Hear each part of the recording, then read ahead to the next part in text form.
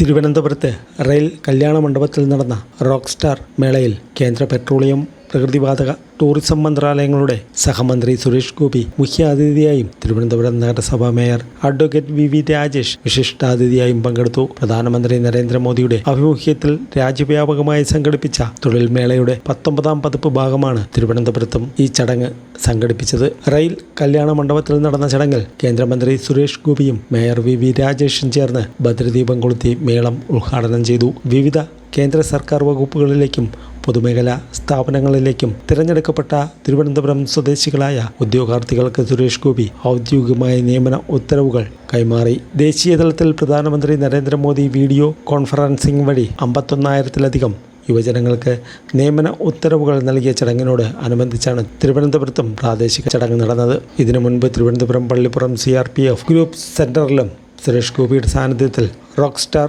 മേള വിജയകരമായി സംഘടിപ്പിച്ചിരുന്നു. ആ ചടങ്ങിൽ യുവാക്കളെ ശാക്തീകരിക്കുന്നതിനായുള്ള കേന്ദ്ര സർക്കാരിൻ്റെ മുദ്രാവാക്യങ്ങൾ അദ്ദേഹം പങ്കുവച്ചിരുന്നു.